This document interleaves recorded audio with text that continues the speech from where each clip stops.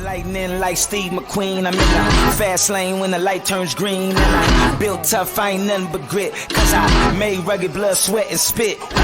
Yeah, like a horse I fly. Better push yourself in for a bumpy ride. I like to play hard, but I work harder. And I weather the storm cause I'm built stronger. Hey guys, before we jump into the episode, I wanted to let you know it is brought to you by Denim. As a business owner myself, I personally know the importance of financial stability and preserving cash flow to help navigate through any freight market. With Denim's comprehensive service offering, you now have an all-in-one financial partner whose platform includes factoring, payments, freight audit, document collection management, and analytics, which help keep your business financially healthy and increase your team's time to focus on revenue-producing activities. You can also take advantage of Denim's free credit check, which they perform on all of your customers. And Denim will proactively reach out to you if they spot any signs of credit deterioration. Finally, Denim always pays your carriers first. As a broker, this is imperative to preserving your credit score in the market, which ultimately helps you become a broker of choice to your carrier partners. Are you ready to learn more? Visit denim.com to schedule a demo today. Just do me a favor and let them know that the Freight Coach sent you. This episode is brought to you by SPI Logistics, the premier freight agent logistics firm in North America. For over 40 years, SPI has been diligently building the most successful freight agent network to provide first-class relationships for our shippers, receivers, and carrier partners. We are more than another transportation network. We are a dedicated team of professionals united by one singular purpose, and that is to expedite our agents' success. All of our agents are set up for success on day one, as they are provided with a full suite of support staff that is ready to assist them with everything from after-hours emergencies to financial and administrative needs on a no-fee basis. This way, you can focus on continuing to grow your business.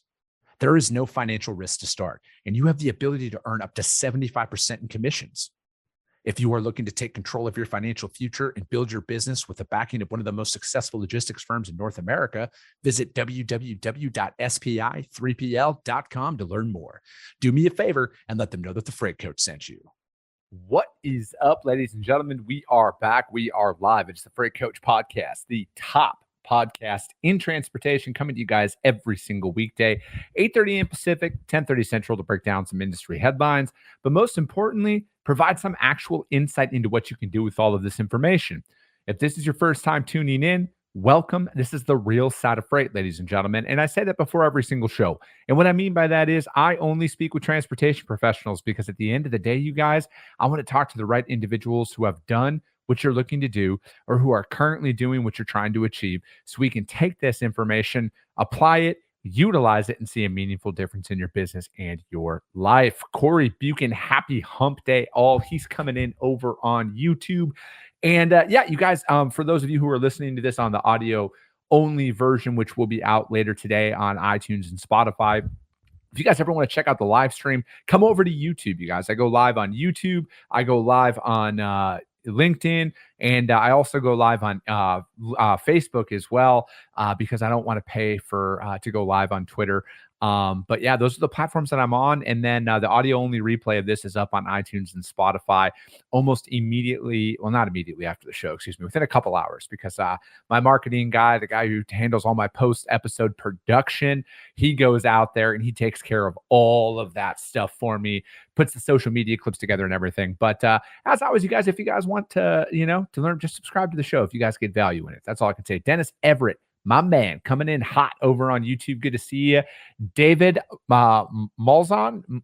I'm probably botching the last name there. Sorry about that, man. He says, good morning from Tucson. Dylan Turner. Good morning, boss man. Hope all is well, coach. Thank you as always. I appreciate you, Dylan.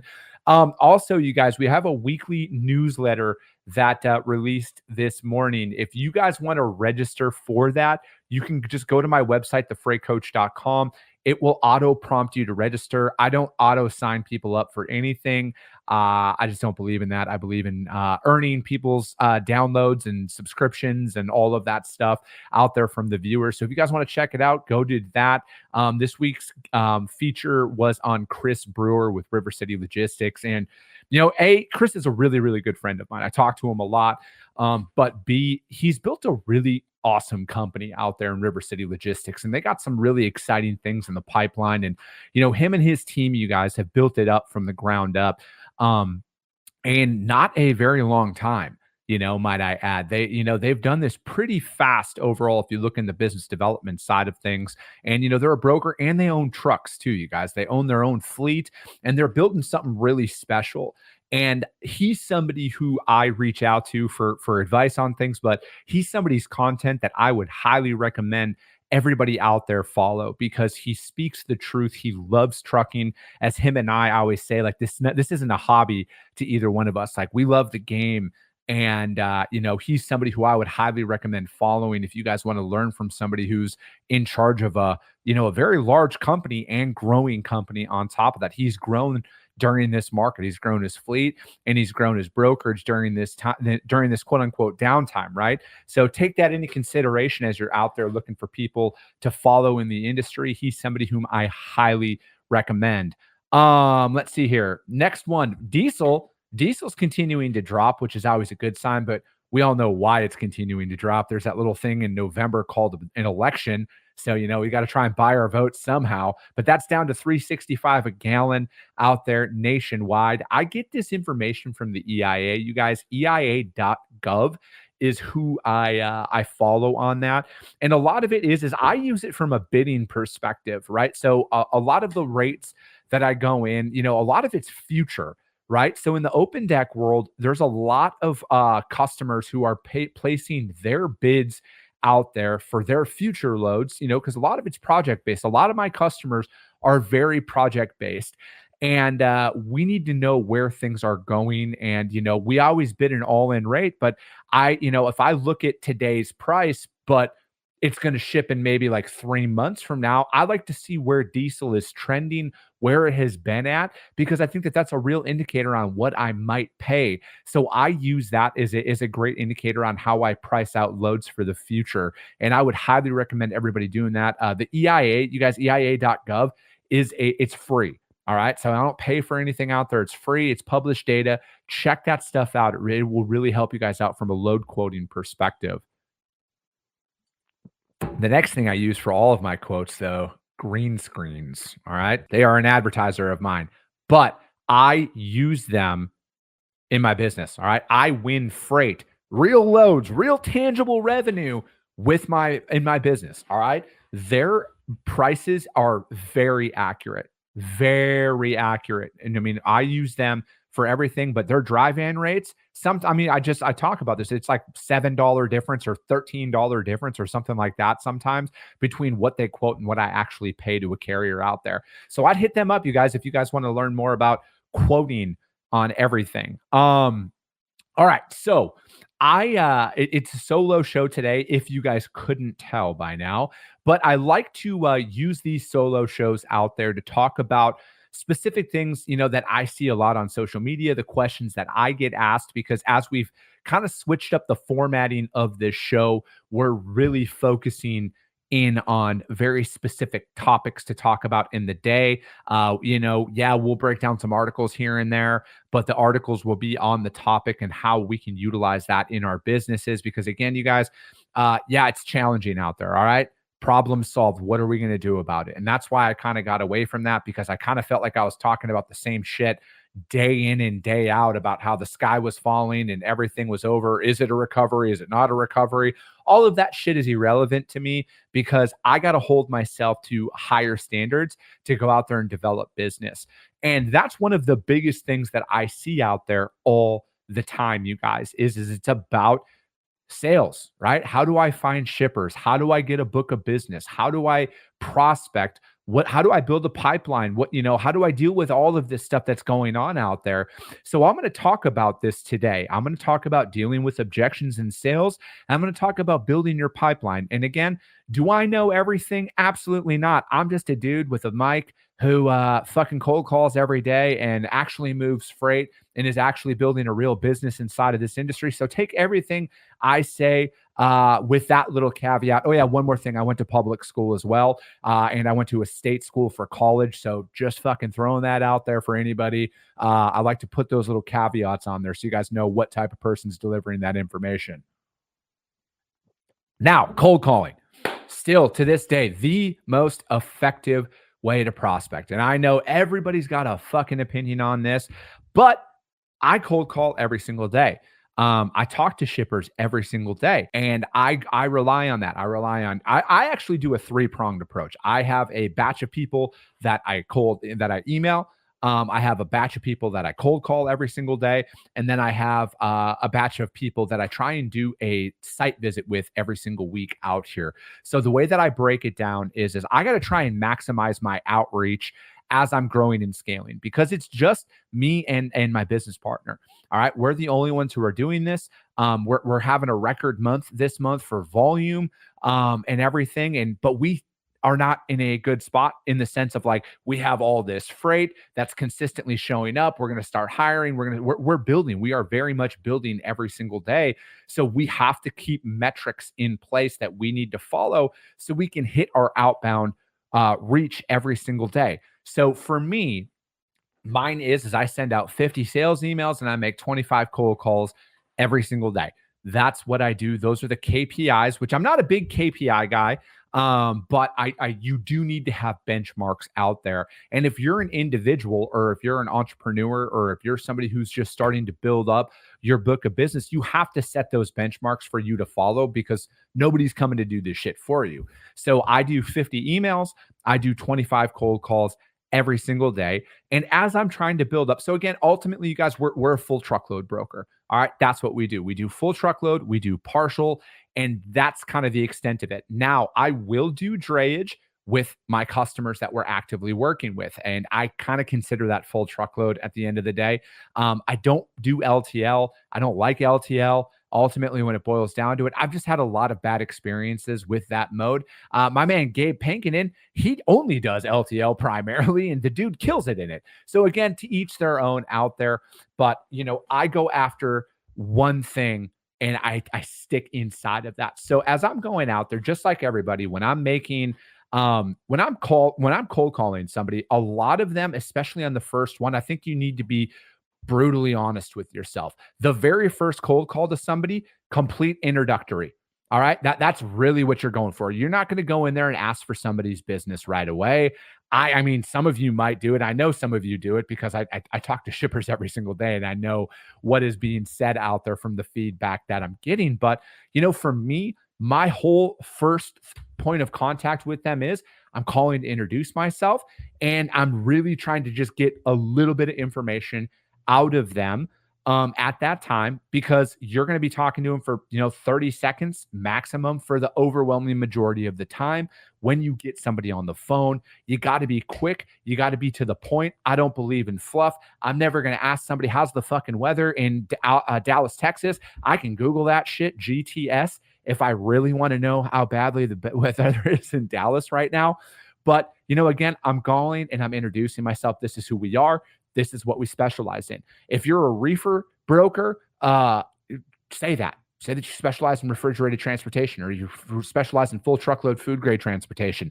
Whatever it is, utilize that. You got to put that out there.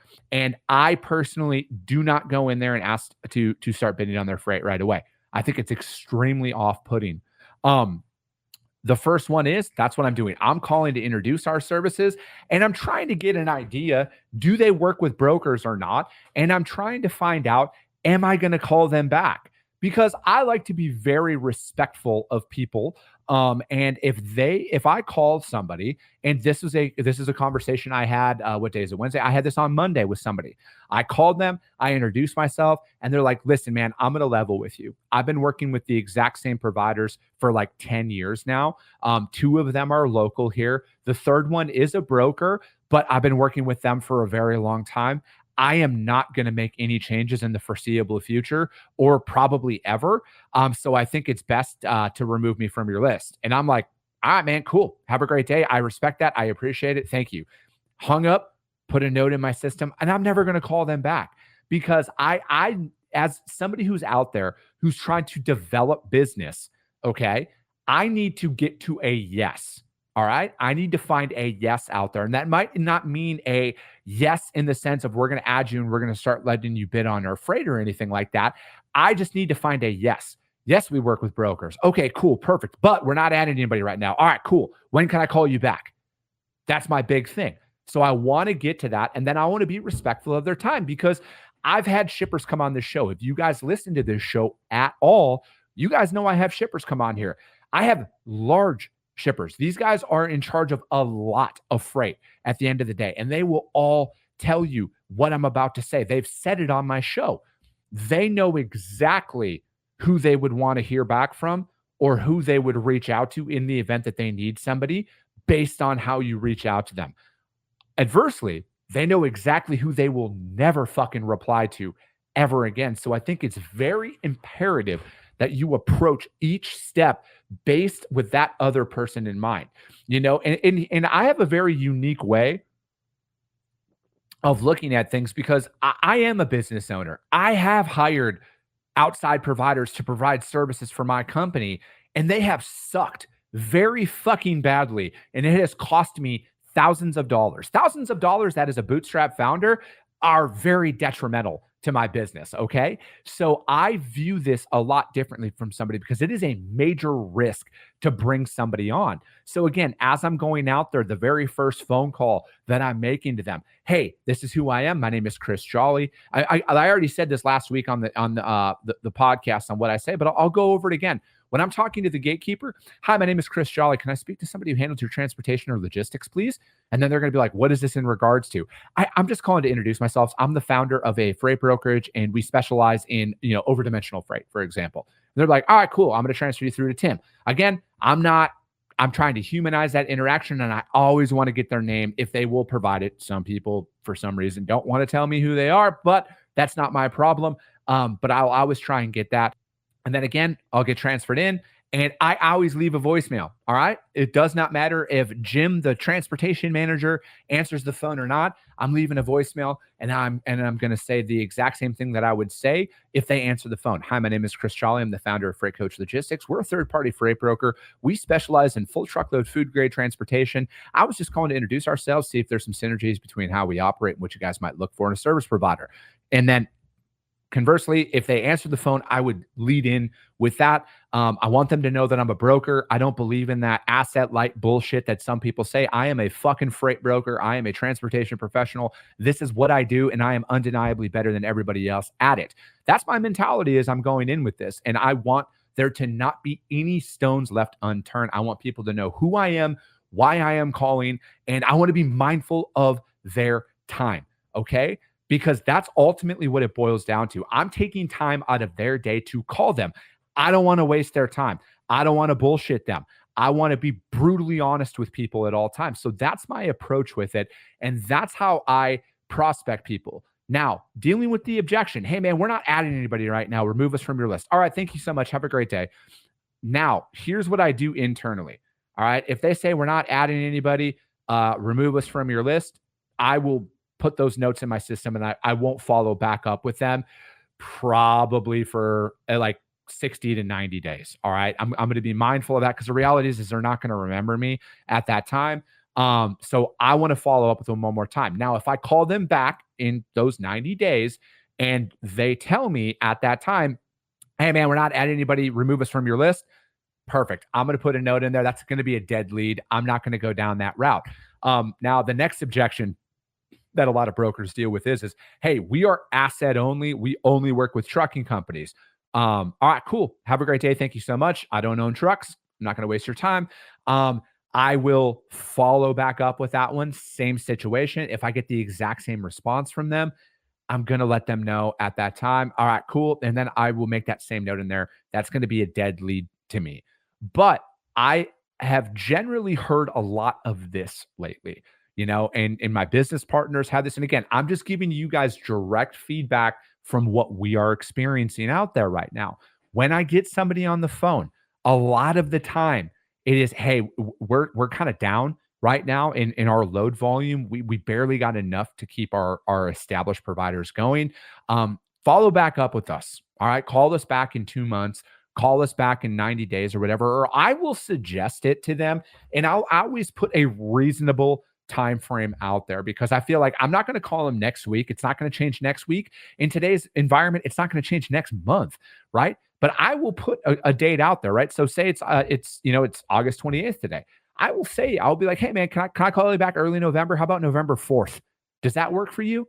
And then more times than not, they're like, yeah, that works. Again, I want to be mindful of their time, mindful of the fact that nothing's going to change during there. And then if I know that they are very seasonably based, right? So again, I specialize in open deck and heavy haul. You guys, I do a lot of equipment. I do a lot of construction materials and stuff like that. I know how the seasonality of these things go, right? So we are at the ass end of construction season, building season. Like realistically, it's fucking September next week. The snow generally starts to fly in October. Nobody's really making any changes at this time. So again, I'll take it like this. Hey, should I call you back in December or January after the new year? How does that work for you? And a lot of them are like, hey man, call me back in early January. We generally make our decisions around that time. Again, I'm trying to deal with the objection, but I'm also building up my pipeline, you guys, at the exact same time, because again, I'm trying to get to a yes in some way, shape, or form. And like I had mentioned earlier, not a yes in the sense that they're going to give us freight. I want to see, bam, they work with brokers. They're interested in me calling them back. Perfect. I know how this industry works. And the reality is some of you guys are fucking delusional with how fast you think you should onboard a customer and a prospect and everything else.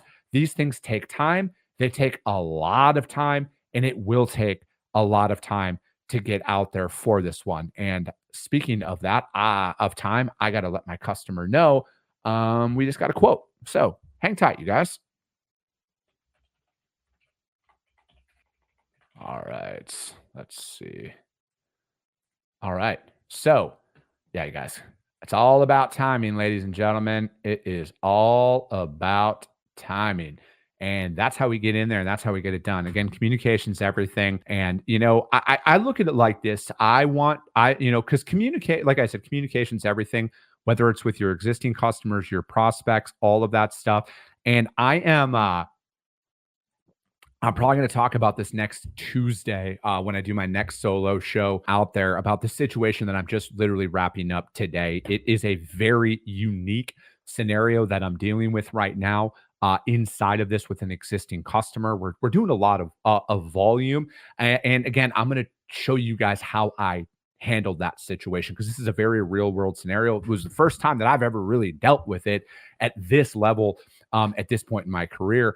And again, I'm all about best practices, you guys. I'm all about sharing wealth of information so you guys can better deliver that out there to your customers because, again, you guys, it's $200 billion worth of freight out there for hire. Nobody out there is going to take any bread off of my table. And if this helps you guys all stay in business, which I hope this ultimately does, you guys, ultimately, I hope this show provides you guys with so much value that you're able to take this out there and dominate it with your guys's customers so you guys can see a lot of value out there. Let's see here. Now, let's get into this one, ladies and gentlemen. Here's what we are going to do. All right. So, as we're going out there, we're dealing with these objections, we're building up our pipeline. Again, we want to find that yes. Okay. That's our big thing is we got to get a yes. We got to get a yes right now. And we got to utilize this to move forward, to try and get, and to try and develop business, right? Because nobody's adding anybody at a high level right now. And I don't see that changing. I don't see that changing early next year. I honestly don't know when that's going to change. And I think that again, though, I can't pay attention to if things get better or things don't get better because I got a family to feed. All right. I'm going to develop business. I'm going to win no matter what freight market. And that's my approach with it, right? Because nobody's going to turn on the floodgates of freight here outside of a black swan event, which you never fucking know could happen.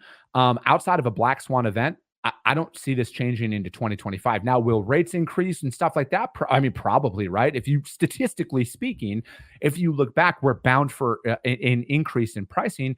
I don't think that leads to a mass influx of people onboarding new providers out there. I think what we saw last week, there was a very large, and again, I'm not here to dance on anybody's graves or anything like that, but there was a very large freight brokerage that recently went under.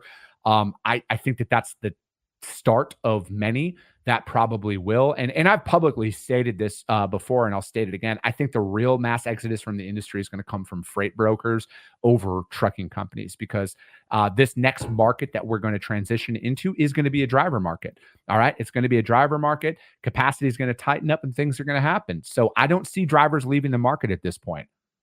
Again, purely speculation. And plus, there's an article that came out. This was a couple weeks back, but I thought that this was an interesting point out there, that this is from ttnews.com, and that was U.S. payroll data likely to see the largest revision of jobs out there. So they were off by a little over 800,000 jobs. All right, 800,000 jobs they were off by. And this was the job growth, again. So they put these numbers out there like, oh, it grew this, but then there's a revision fucking 4 months later that shows the actual truth. So it's not looking good out there from the labor perspective, that, and it's, I don't know. I'm not here to say anything other than you got to pay attention to the long-term side of these things.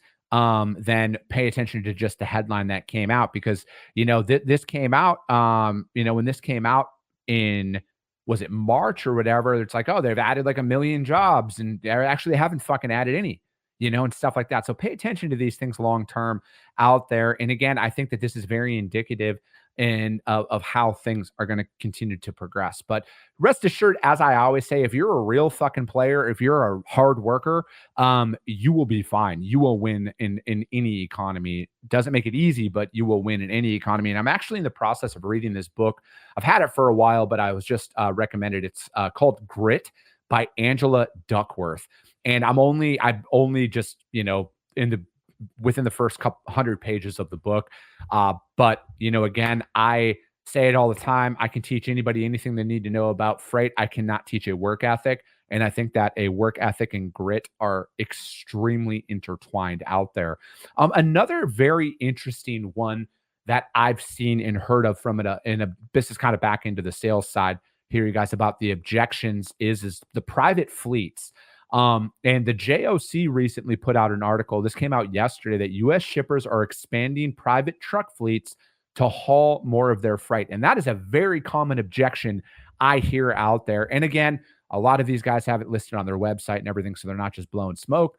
But again, pay attention to these things, you guys, because there's a reason why they're privatizing their fleets. All right. And they're moving it off there from the for hire into the private market. And I just wanted to share this little clip of this before I get out there and get back to work. But it talks about the leading reason shippers operate private fleets still remains service. All right. So keep that in mind out there. And then it says, out of the 121 companies surveyed, 49% said improving customer service was the key reason to have in-house trucking operation. 20% cited controlling freight transportation costs, and 13 noted enhancing control of their supply chain. Those secondary factors are becoming more important. Private fleets are taking a growing share of inbound as well. I think that we've reached an inflection point in the past. Private fleets flexed up and down based on the availability of for-hire capacity. Now they're growing, whether the for-hire capacity is tight, as in 2021 and 2022, as readily available. And then I think that, again, service and communication, you guys, right there. They said it out, and this is 121 different shippers that were surveyed for this. And between there, 50% of them were about service. All right. And take that, service and communication, 50%. That was their top priority. So take that into consideration as you guys are going on out there. And if you guys want to see that article, it is from the JOC, U.S. shippers expanding truck fleets to haul more of their own freight. Check that out. But that is going to be it for today. Speaking of fleets, I got a good buddy of mine coming on the show tomorrow to speak about his fleet of trucks, his family-owned trucking company. They're big. They're a big company, you guys. They're going to come out here and spread some knowledge. But as always, you guys, if you guys got value in what you heard, subscribe to the show, you guys. Share it out there to your network, because if you see value, your network's going to see value as well. I appreciate you guys. I love you guys, and we'll be talking to you soon.